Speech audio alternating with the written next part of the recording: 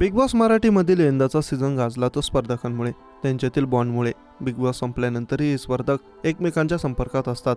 Big बॉसमधील हे स्पर्धक एकमेकांच्या भेटी घेताना दिसतात.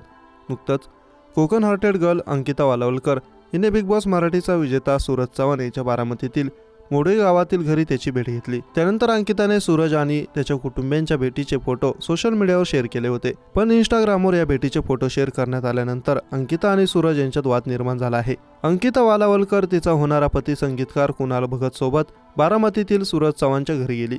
तिथे जात अंकिताने सूरज आणि त्याच्या कुटुंबियांची भेट घेतली. तेव्हा साधेपणाने चव्हाण कुटुंबियांनी अंकिताचं स्वागत केलं. बाजरीची भाकर, बटाट्याची भाजी, ठेचा असं साधं जेवण सूरजच्या घरच्यांनी अंकितासाठी बनवलं होतं. या भेटीचे फोटो अंकिताने इंस्टाग्रामवर शेअर केले. यावेळी तिने सूरज चव्हाण सोबत इंस्टाग्राम कोलॅबोरेशन केलं. तेव्हा सूरजने ते ॲक्सेप्ट केलं. पण नंतर मात्र अंकिताची पोस्ट सूरजच्या अकाउंटवर दिसणं बंद झाली. ही गोष्ट अंकिताच्या चाहत्यांनी तिच्या लक्षात आणून दिली. 12 तासांच्या आत अंकिताची पोस्ट सूरजच्या अकाउंटवरून रिमूव्ह करण्यात आली, अशी कमेंट अंकिताच्या पोस्टवर तिच्या चाहत्यांनी केली.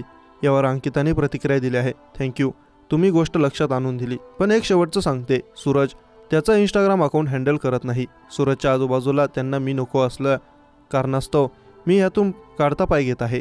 यापुढे माझ्याकडून अपेक्षा नसाव्यात. धन्यवाद, असं अंकिता म्हणाले आहे. त्यामुळे बिग बॉसच्या घरात असताना चांगले मित्र असणारे अंकिता आणि सूरज यांच्यामध्ये वाद निर्माण झाला आहे. बिग बॉसच्या घरात असताना सूरज आणि अंकिता हे दोघे एकमेकांसोबत पाहायला मिळाले. अंकिता सूरजला तिचा भाऊ मानत होती. या दोघांनी हे बहीण भावाचं नातं बिग बॉस संपल्यानंतरही दोघांनी हे नातं जपलं.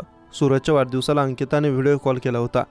त्याचा व्हिडिओ तिने इंस्टाग्राम स्टोरीला शेअर केला होता. पण तेव्हाही अनेकदा फोन करून देखील त्याच्या आजूबाजूचे लोक सूरजची बोलणं होऊन देत नाहीत, अशी तक्रार अंकिताने सूरजकडे केली होती.